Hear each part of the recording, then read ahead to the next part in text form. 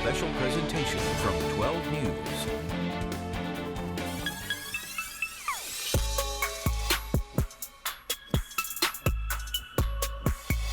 Good evening, and thank you so much for joining us for this edition of Diverse Discussions. Over the next half hour, we'll examine the changing face of leadership here in Rhode Island and hear from several people in these important positions. As you can see, joining us now is Greg Almeida, founder and CEO of Global View Communications, and Helica Infante Green, Rhode Island's Education Commissioner. We're also joined by Chris Abulime, Deputy Chief of Staff for Governor Dan McKee, and Central Falls Mayor Maria Rivera. Thank you all for being here tonight. Well, like the rest of the country, our area here in Rhode Island is getting a lot more diverse. And so we want to start with this question as to where do you think Rhode Island stands compared to the rest of the country when it comes to diversity and leadership? Greg, we'll start with you. Lagging. I would say we have a lot of work to do. There are other areas of the country that have more diverse elected officials, that have more diverse business leaders. Both in the nonprofit and the for-profit sector. And I think that Rhode Island is lagging a little bit. I think we've made a lot of progress within the last 3 to 5 years, but I still think we have a ways to go. Greg, you mentioned over the past 3 years, we've seen a lot of historic firsts in leadership roles, like the first person of color to serve as the head of state police. Is there more that can be done to keep these historic firsts happening here? Chris, how about you for this question? Well, I would go back to what my friend just said, that Rhode Island is lagging. I think that we've made progress. There's a lot more to be done. We are getting more and more diverse in our state, and that comes with the first that you just mentioned, because the more we have diversity within the state and people moving into our state, we have more to choose from. And so our state, I think, is making a lot of progress in the area of diversity. And some of us who are here today are part of this progress that has been made in our state. And there's a lot of work to be done, and we'll continue to work hard. And I think that that is ongoing. And we're looking forward to more diversity as far as leadership is concerned within Rhode Island. Well, we want to talk to one of our leaders in Rhode Island. Commissioner, this question will be for you. Have you seen a change in the last year in the public's thinking or acceptance when it comes to diversity and leadership, and why? Well, I think that, I don't know if the word is acceptance. I think that we have to keep moving forward. And what we have seen is the community wanting and demanding more diversity and accepting it as part of what needs to happen every single day. I know that my role as the first Latina Commissioner of Education here in Rhode Island is significant, but I think that in my role, I've also brought in a lot of diversity. I have the first Deputy Commissioner of Color, Latino. I also have our Director of Communication, who is also a man of color, our Superintendent, who's a man of color.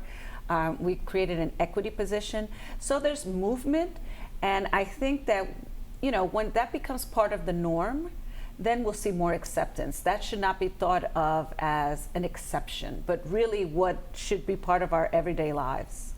Commissioner, thank you. You know, a massive part of many of your jobs is building community trust. Mayor Rivera, how do you go about doing that? Oh, there's so many different things we could do, and it depends on what we're focused on, right? So if it's with the police, making sure that we work with community policing so that the community can trust our community. One of the first things I did when I came into office was start the Office of Constituent Services, because as you know, we live in a community where there's a large undocumented population, and it was really important for me, for the residents of the city, to have that space where they could come to and feel comfortable and feel safe for us to help them with whatever resources they may be looking for. And a lot of people and companies right now are focusing on DEI initiatives. So Chris, a big part of your job focuses on that. How do you make sure that this message is not only conveyed at the State House, but also in the community? Well, I came to the State House from the community, so I can never leave the community. I'm part of the community. I continue to be part of the community. But I'm so blessed to be first Deputy Chief of Staff, person of color, at the level that I'm at, and that has never happened for so many years. We've had so many governors. Governor McKee is the 76th governor of the state of Rhode Island, And he chose me to be Deputy Chief of Staff, and that's a big deal for our community. And again, it's part of the progress that we're making towards equity. So coming into the governor's office, equity is my portfolio. And the way I do that is to ensure that every decision that is made at the highest level of government is seen from an equity lens. Whether it be vaccination, whether it be job training, it has to be seen from the equity lens. And the governor has committed to that, and I'm so glad that he has, and we work every single day from the Office of Diversity and Equal Opportunity in state government. We have staffed up and beefed up that agency, and it's helping us to really drive diversity across state government.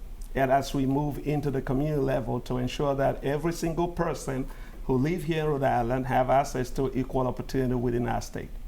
Chris, thank you. You know, speaking of community, Greg, what does it mean for people in the community to see people who look like them leading or in leadership positions? So I think that there's two pieces to that. I think one is empathy, and I think the other is aspiration. I think that when people see themselves reflected in any institution, whether it's government, whether it's the private sector, it really doesn't matter.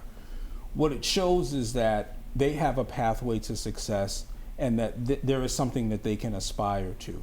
I think that the empathy piece is really about how we sort of access some of these institutions, especially state government, when you think about it, because that plays such a big role in our everyday lives. That knowing that there's someone on the other side of the counter, on the other side of the phone, or someone that's, and more importantly, making policy decisions on behalf of residents of the state. I think that that shows that there's empathy and that there's a thought around all people being included in some of those decisions being made. Do you think it fosters more communication too, that people feel more comfortable coming forward with issues or with concerns that they may not have been willing to do otherwise? It should. You know, in most cases it does. I'm not always convinced as a diversity consultant that there has to always be this sort of racial or ethnic match to get to empathy. But I do think what it does say is that people are sort of thinking about how they're showing up more broadly, and so it should create a little bit more of a empathetic interaction with folks. All right, Greg, thank you. Well, please stay with us as our diverse discussions continue. When we come back, we're going to examine the role diversity is playing in local schools. That's coming up next.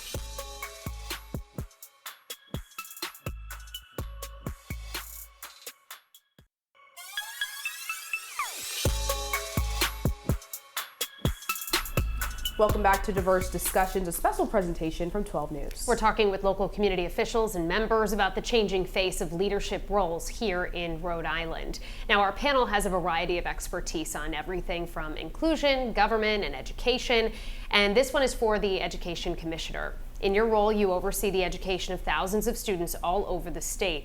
What's being done to get subjects about diversity taught to them, and is there more to be done?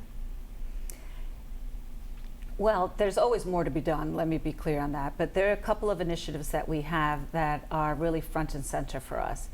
It is high quality curriculum that is diverse. So we have made that a point in our administration that as we pick curriculum, that it exemplifies the diversity that we have across the state, even in areas where there isn't that much diversity, because it benefits all students.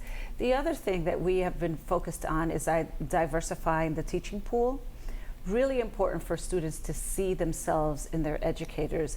And one of the things that I first did when I took this role was that I convened all the teachers of color from the state of Rhode Island together to talk about the needs and how we can support the students in seeing themselves, but how we attract, we retain teachers of color.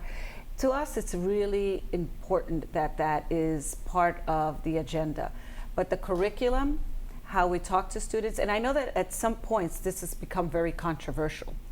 And talking about diversity can't be controversial. That is what this nation is built on, and that is the expectation of our school system, is that we do have those conversations, that we do highlight all communities and the work that's being done across the board with every single community.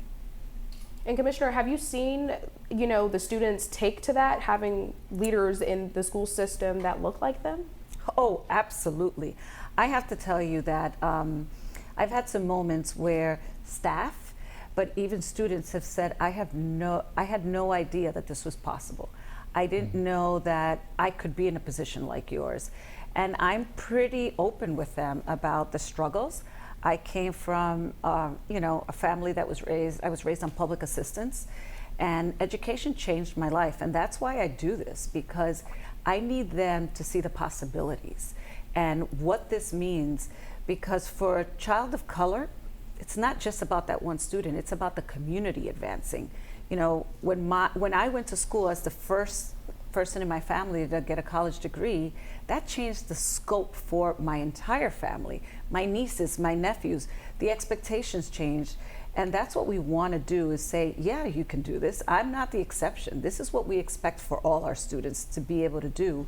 And in order to do that, we have to destigmatize what that means and make it real for all of our students.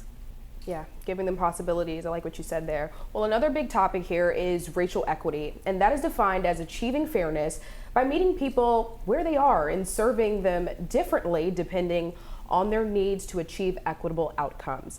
Now, Chris, in your role, you're responsible for various equity initiatives, and in our communities, how do we achieve equity for all and have everyone be impacted?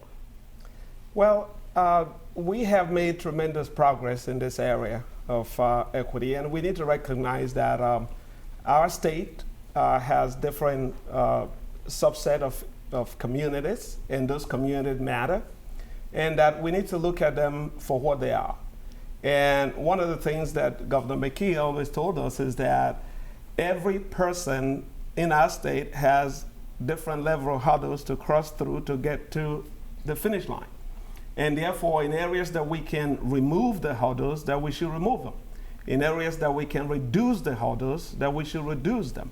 And so it's important that we recognize that everybody doesn't come into this space with the same level of education, for instance, same level of skill, and that some people need more than others. And we need to be able to recognize that and provide those who need more what they need so that they are successful at the same level as other people are successful in our state. Therefore, no community left behind. And this is not a zero-sum game. It's not like helping somebody hurt the other person, helping one family hurt another family. That's not how it should look like. We already practice diversity in our homes. You know, for those of us who are blessed to have kids, if you have 3, 4 kids or 2 kids, you're going to give them equal treatment. If one goes to school, the other needs to go as well. If you're feeding one, you got to feed the other. You can't leave one behind.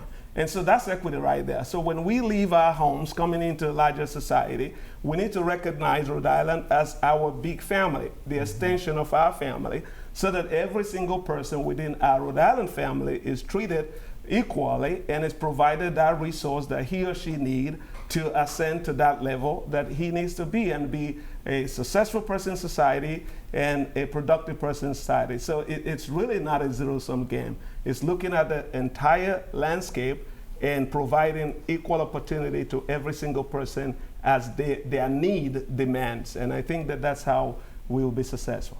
All right, Chris, thank you. Greg, a big area we're seeing diversity in is business. What, in your opinion, can be done to bring more diversity into the state's business sector? You know, I wanted to just comment on Pastor Chris's statement around zero-sum game, because that's really at the crux of a lot of this work and why it fails. Is because a lot of institutions, individuals see this as you win, I lose around diversity, equity, and inclusion. And it's actually been an issue in the diversity space for a very, very long time. I just think that it's now being recognized. So the question is, what works, right?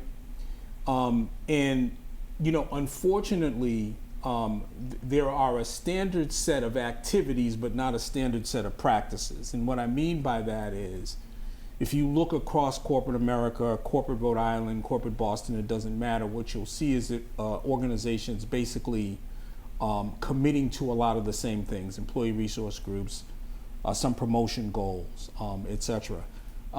That doesn't always work in every organization. So what I've seen work most recently is a lot of organizations are taking a look at themselves and their own individual culture and trying to determine what fits and what's going to be successful, but more importantly, what's going to be sustainable around the DE&I work. Because it's one thing to do an initiative that has a start date and an end date. It's another thing to have something that's woven into how an organization sort of functions and operates on a day-to-day basis. So we're seeing a move away from just sort of this tactical kind of check the box list approach, and something that's more sustainable and more that's a little bit more tailored to an individual's organization's culture.